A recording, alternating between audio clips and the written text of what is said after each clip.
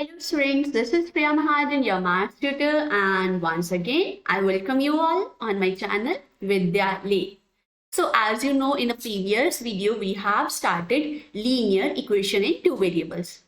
जिसमें मैंने आपको बताया था कि क्या मतलब होता है linear equation in two variables का, pair of linear equations का क्या मतलब है. आज हमारा फर्स्ट टॉपिक है. आज हम डिस्कस करने जाएंगे लीनियर इक्वेशंस को सॉल्व करने के मेथड्स. सो मेनली हमारे पास लीनियर इक्वेशंस को सॉल्व करने के टू मेथड्स है. कितने मेथड्स हैं? Two methods. कौन कौन से? फर्स्ट मेथड है ग्राफिकल मेथड एंड सेकंड क्या है? algebraic method. So आज हम डिस्कस करने जा रहे हैं first method which is graphical method of solving linear equation in two variables. Right, so let's discuss first method, graphical method. अब यहाँ पे ध्यान से देखना स्टूडेंट्स, अगर आपको ये ग्राफिकल मेथड क्लियर हो गया, ग्राफ प्लॉट करने तो सबको आते हैं, वो तो हमें पता है सबको आते हैं. सो ग्राफ से ही हम इक्वेशंस के बारे में बहुत कुछ पता कर सकते हैं. सो वो हम देखते हैं कि क्या क्या चीजें हमें पता लग सकती है with the help of graph. Okay, so देखो ध्यान से कि ग्राफिकल मेथड क्या होता है. सो ग्राफिकल मेथड में देखो जनरल मैं आपको क्या बताती हूँ कि हमारे पास कोई भी दो इक्वेशन है, जैसे 2x plus 3y equal to 5, इस तरह से एक इक्वेशन ली. एंड सेकेंड मैं ले रही हूँ x plus 2y equal to 7. ये मैंने टू इक्वेशंस ले ली. Right, first step graphical method से सॉल्व करने का फर्स्ट स्टेप क्या है? एक्सप्रेस वन वेरिएबल से y in terms of another variable x. That means हमें क्या करना है कि दोनों में एक हमें इक्वेशंस दी हुई है. हम क्या करेंगे, पहले जैसे फर्स्ट इक्वेशन ली, पहले फर्स्ट इक्वेशन का ग्राफ प्लॉट करेंगे. वन बाय वन यहाँ पे काम होगा. पहले फर्स्ट इक्वेशन का ग्राफ प्लॉट करेंगे. सो जैसे मैंने लिया 2x plus 3y equals to 5. तो फर्स्ट स्टेप में क्या बोला है उन्होंने, दोनों हमारे पास दो वेरिएबल है, दोनों में से किसी एक वेरिएबल की वैल्यू निकाल लो in terms of other variable. For example यहाँ पे मैं y की वैल्यू निकालती हूँ in terms of x. So क्या आ जाएगा 3y equals to 5 minus 2x, और y क्या आ गया मेरे पास 5 माइनस 2x डिवाइडिंग 3. तो ये था मेरा फर्स्ट स्टेप. ठीक है, अब यहाँ पे देखो आपके पास दो वर्ड आ गए, डिपेंडेंट वेरिएबल, इंडिपेंडेंट वेरिएबल. अब क्या होता है डिपेंडेंट वेरिएबल? डिपेंडेंट और डिपेंडेंट वर्ड से क्लियर है कि मतलब जो ऐसा वेरिएबल जो किसी और पे डिपेंड होता होगा, और इंडिपेंडेंट जो कि खुद की कुछ भी वैल्यूज ले सकता है. अब कौन सा यहाँ पे डिपेंडेंट होगा, कौन सा इंडिपेंडेंट वेरिएबल, वो कैसे डिसाइड करेंगे? सो ये देखो यहाँ पे मेरे पास y की वैल्यू आई 5 माइनस 2x अपॉन 3. ठीक है, अब यहाँ पे ग्राफ प्लॉट करने के लिए हमें क्या करना होता है? एटलीस्ट उन्होंने क्या बोला, take at least two values of independent variable. अब क्या करना होता है, कम से कम, मैक्सिमम तो हम जितने मर्जी ले सकते हैं, बट कम से कम हमें एटलीस्ट टू वैल्यूज तो हमें लेनी होगी इंडिपेंडेंट वेरिएबल की. इंडिपेंडेंट वेरिएबल कौन सा? मीन्स अब यहाँ पे देखो मैं y की वैल्यूज कैसे निकालूंगी, अगर मैं कुछ ना कुछ x की वैल्यूज सब्स्टिट्यूट करूंगी. मतलब मेरे पास इतना राइट है कि मैं x को कुछ भी पुट कर सकती हूँ. राइट, x को कुछ भी पुट करूंगी, y उसी के अकॉर्डिंगली आएगा. अगर मैंने x को 1 सब्स्टिट्यूट करा तो 5 माइनस 2 इंटू 1/3 3/3, तो वो y मेरे पास आ गया 0. राइट, x अगर मैं 2 पुट कर रही हूँ उसके अकॉर्डिंगली y आएगा, अगर x 0 पुट कर रही हूँ उसके अकॉर्डिंगली y आएगा. मतलब यहाँ पे क्या है, y जो है किस पे डिपेंड कर रहा है? x पे. तो y क्योंकि x पे डिपेंड कर रहा है, इसीलिए डिपेंडेंट वेरिएबल कौन सा होगा यहाँ पे? y. इंडिपेंडेंट वेरिएबल कौन सा होगा यहाँ पे? x. सो ये चीज क्लियर हो गई. सो हम क्या करेंगे, सेकेंड स्टेप क्या है, take at least two values of independent variable and find the corresponding values of dependent variable. Okay, so यहाँ पे भी अपनी सिंप्लिसिटी के लिए कि हम क्या करते हैं, इंटेग्रल वैल्यूज ले लेते हैं, सो दैट हमें ज्यादा कुछ मल्टीप्लिकेशन, ज्यादा कुछ डिविजन ऐसा हमें नहीं करना पड़े, स्टेप्स इजीली हम सॉल्व कर पाए. अब हमारे पास क्या आ गया, एक इक्वेशन थी, उस इक्वेशन के लिए दो हमारे पास x की वैल्यूज, दो y की वैल्यूज आ गई. राइट, अब 2x की वैल्यूज, 2y की वैल्यूज हम ग्राफ पे प्लॉट कर सकते हैं. उनको जब प्लॉट करेंगे, जैसे मान लो कि फर्स्ट x और y की वैल्यू मेरे पास आ गई यहाँ पे, सेकेंड x और y की वैल्यू मेरे पास आ गई यहाँ पे. सो मैं क्या करूंगी, इनको प्लॉट करती, एक फॉर एग्जाम्पल यहाँ ले लो, एक लाइन बन जाएगी. सो ये क्या होगी, एक इक्वेशन से एक लाइन बन गई. सेम स्टेप हम फॉलो करेंगे सेकेंड इक्वेशन के लिए और सेकेंड लाइन ड्रॉ करेंगे. राइट, तो तो यहाँ पे मेरे पास क्या आ गई, 2 लाइंस मैंने ड्रॉ कर ली। अब बात करते हैं कि ग्राफ तो हमने प्लॉट कर लिया, बट सॉल्यूशन कैसे फाइंड करेंगे। तो वो देखो ध्यान से, ग्राफ प्लॉट करने के बाद स्टेप क्या है, हम चेक करेंगे। ये बहुत ही इंपॉर्टेंट स्टेप्स, आगे के 3 स्टेप्स हम चेक करेंगे दोनों लाइंस के बारे में, कैसी हैं दोनों लाइंस। सो अब देखो, if the lines intersect at a distinct point, the point of intersection will be unique solution. कि अगर दोनों की दोनों लाइंस, ये लाइन है और एक ये लाइन है, दोनों देखें तो एक ही पॉइंट पे इंटरसेक्ट कर रही है। जब दोनों की दोनों लाइंस इंटरसेक्ट करती हैं, एक ही पॉइंट पे इंटरसेक्ट कर रही हैं, दैट मीन्स जिस पॉइंट पे वो इंटरसेक्ट कर रही हैं वो पॉइंट ही क्या होगा, इन दोनों पेयर ऑफ लीनियर इक्वेशंस का सॉल्यूशन होगा। सो इस टाइम पे मैं कॉरेस्पॉन्डिंगली x की वैल्यू और कॉरेस्पॉन्डिंगली y की वैल्यू फाइंड करूंगी।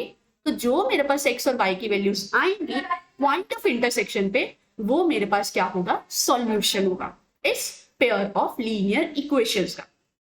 ठीक है, सो वो क्या होगा, पेयर ऑफ लीनियर इक्वेशंस का सॉल्यूशन होगा। अब यहाँ पे देखो, ये चीज आपने माइंड में रखनी है कि जब point of intersection unique solution हो, दैट इज दोनों लाइंस इंटरसेक्ट कर रही हैं, तब हम उस केस में क्या बोलते हैं कि जो पेयर ऑफ लीनियर इक्वेशंस है वो क्या है, कंसिस्टेंट है, उसका सॉल्यूशन यूनिक है एंड वो कंसिस्टेंट है। समझ आ गई ये चीज। यूनिक सॉल्यूशन का मतलब एक ही पॉइंट पे इंटरसेक्ट कर रही हैं, और क्योंकि कुछ ना कुछ सॉल्यूशन आ रहा है इसीलिए हम क्या बोलते हैं, कंसिस्टेंट। जब कोई ना कोई एक वैल्यू, दो वैल्यूज, हमारे पास कुछ ना कुछ एक्स और वाई की वैल्यूज आ रही हैं, हम क्या बोलते हैं, वो सॉल्यूशन क्या, कंसिस्टेंट। और क्योंकि यहाँ पे एक ही पॉइंट है, एक ही यूनिक सॉल्यूशन है, सो ये क्या होगा, pair of equations consistent with unique solution. और अब अपने ध्यान रखना है कि यूनिक सॉल्यूशन कब होगा, if pair of lines are the intersecting. कि अगर पेयर ऑफ लाइंस क्या है, इंटरसेक्टिंग है, तब हम क्या कहेंगे, इक्वेशन क्या आएगी, pair of linear equations unique solution होगा। राइट, ये चीज क्लियर हो गई। ओके, अब ये तो हो गया ग्राफिकली। अलजेब्रिकली कैसे देखेंगे। सो मेरे पास क्या थी, 2 इक्वेशंस थी यहाँ पे,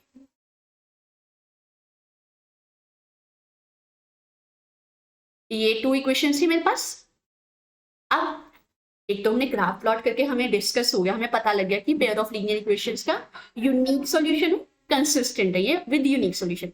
अब अगर ग्राफ प्लॉट नहीं करा तब मुझे फाइंड करना, तो कैसे करेंगे, तब हम यूज करते हैं अलजेब्रिक मेथड्स की कंडीशंस होती है। क्या कंडीशन है, हम चेक करेंगे coefficient of x and coefficient of y।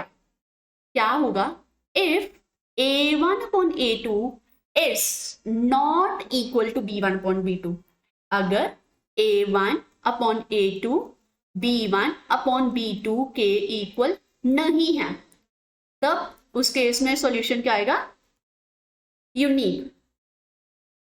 Clear, उस केस में तब सॉल्यूशन क्या आएगा, यूनिक। अब बात करते हैं, ये तो फर्स्ट केस था कि जब हमारे पास क्या है, एक ही पॉइंट ऑफ इंटरसेक्शन है। अब सेकेंड केस है कि अगर मैं, if the lines representing the linear equations coincides, अगर मैंने एक लाइन प्लॉट करी, एक इक्वेशन का ग्राफ प्लॉट करा, एक लाइन आ गई मेरे पास, सेकेंड इक्वेशन का ग्राफ प्लॉट करा, तब भी वो पॉइंट से तो सेम से ही आ रहे हैं, मतलब दोनों लाइंस क्या रही, कोइंसाइड कर रही, मीट कर रही, एक दूसरे के साथ मैच कर रही बिल्कुल, तब उस केस में भी सॉल्यूशंस होंगे, बट इनफाइनाइटली मैनी सॉल्यूशंस होंगे। क्यों, मैंने आपको क्या बताया था कि वो पॉइंट जहां पे वो दोनों लाइंस इंटरसेक्ट करती है, वो पॉइंट क्या होता है, उसका सॉल्यूशन होता है। अब यहाँ पे देखिए, ये तो दोनों की दोनों लाइंस कंप्लीटली इंटरसेक्ट कर रही हैं, तो यहाँ पे तो मतलब कितने ही पॉइंट्स हो गए, तो बहुत सारे पॉइंट्स, इनफाइनाइटली पॉइंट्स होने का मतलब क्या होगा, इनफाइनाइटली मैनी सॉल्यूशंस होंगे। राइट, सो ये चीज आपने माइंड में रखनी है कि जब pair of 2 lines, pair of linear equations coincide कर रही हैं, when pair of linear equation coincides, then the system of linear equations has infinitely many solutions. तब उसके solutions कितने होंगे, infinitely many solutions. अब यहाँ पे देखो solutions है, तो मैंने आपको कहा था अगर किसी का solution exist कर रहा है तो मीन्स वो consistent है। अब यहाँ पे वर्ड यूज करा है, ये डिपेंडेंट होंगी, डिपेंडेंट क्यों बोला यहाँ पे कि जो भी देखो हमारे फर्स्ट वाली इक्वेशन को सॉल्व करा a1x plus b1y plus c1 equals to 0 और इक्वल्स टू c1, जो मैंने इसको सॉल्व करा ना, जो वैल्यूज मेरे पास x की यहाँ पे आएंगी वही सेम वैल्यूज मेरे पास सेकेंड इक्वेशन में आएंगी। मतलब अगर मैं यहाँ पे 1 2 पुट कर रही हूँ तो मेरे पास सॉल्यूशन आएगी, यहाँ पे भी 1 2 सेटिस्फाई करेगा। अगर यहाँ पे 2 3 सेटिस्फाई कर रहा है तो ये भी 2 3 सेटिस्फाई कर रहे हैं, तो मतलब एक दूसरे पे डिपेंड कर रही है, इसीलिए इसको डिपेंडेंट बोला है। ठीक है, सो ये चीज आपने ध्यान रखनी कि when pair of two lines coincide, right, कि जब कोइंसाइड करती हैं दोनों की दोनों लाइंस, तब उस केस में हम लेके चलते कि सॉल्यूशन क्या होगा, इसके इनफाइनाइटली मैनी सॉल्यूशंस होंगे, राइट। और उस केस में हम क्या बोलेंगे, pair of linear equations is consistent and dependent. तो ये चीज क्लियर हो गई। एक हमें फर्स्ट केस पढ़ा था कि when a1 upon a2 is not equals to b1 upon b2, तब हमने क्या बोला था, consistent with unique solution। अब यहाँ पे algebraically फाइंड करेंगे तो कैसे देखेंगे, अब यहाँ पे देखो ये इक्वेशन, ये कंडीशन है, if a1 upon a2 equals to b1 upon b2 equals to c1 upon c2, तीनों ही इक्वल होंगे, then what will we say, तो क्या कहेंगे, pair of linear equations is consistent with infinitely many solutions। तो ये चीज clear हुई, pair of linear equations consistent होंगी with infinitely many solutions. Got it, okay. अब लास्ट वाला केस वो कौन सा है, if the lines representing the linear equations are parallel, अगर दोनों की दोनों लाइंस पैरेलल चल रही हैं, मतलब यहाँ पे जैसे जैसे मैं पॉइंट्स प्लॉट कर रही हूँ उसके कॉरेस्पॉन्डिंगली बिल्कुल इक्वल डिस्टेंस पे दूसरी लाइंस के पॉइंट्स प्लॉट हो रहे हैं, तब अब यहाँ पे देखो ये तो दोनों लाइंस अलग अलग अपना चल रही हैं, किसी भी एक पॉइंट पे कट नहीं हो रही, तो किसी भी एक पॉइंट पे कट नहीं हो रही, इसका क्या मतलब हो गया, इसका मतलब हो गया कि इस केस में क्या है, इसका सॉल्यूशन एग्जिस्ट नहीं कर रहा। तो क्या हो गया, इसका सॉल्यूशन एग्जिस्ट नहीं करता।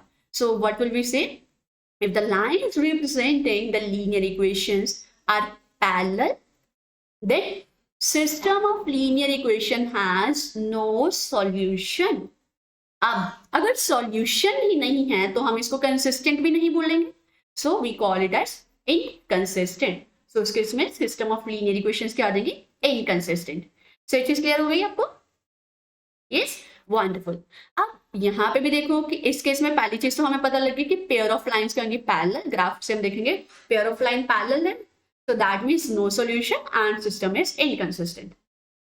अब algebraically कैसे चेक करेंगे, इस केस में algebraically क्या कंडीशन है, if a1 upon a2 equals to b1 upon b2 but not equals to c1 upon c2, तब क्या हो गए, infinitely many solution, sorry no, with no solution.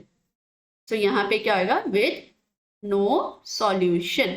Infinitely के केस में यहाँ पे तीनों इक्वल आने थे, राइट, तो here it will be no solution.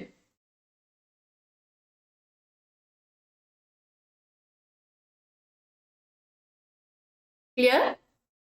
सो ये थे 3 कंडीशंस कि कैसे हम ग्राफिकल मेथड से हम सिस्टम ऑफ लीनियर इक्वेशंस को, पेयर ऑफ लीनियर इक्वेशंस को सॉल्व कर सकते हैं, और उनके ग्राफ से हम कैसे कंक्लूड कर सकते हैं कि whether they are consistent or inconsistent, and the type of solution, whether it has unique solution, infinitely many solution or no solution। so ये सब चीजें हम डिस्कस कर सकते हैं with the help of graphs। I hope ये method आपको clear हो गया, वंडरफुल। अब इसके आगे, इसके नेक्स्ट वाले लेक्चर में हम डिस्कस करेंगे next method which is algebraic method of solving linear equations in 2 variables। so for the same, stay tuned, bye bye, take care, have a great day, and dear students, don't forget to like, subscribe and share my channel। Bye, take care।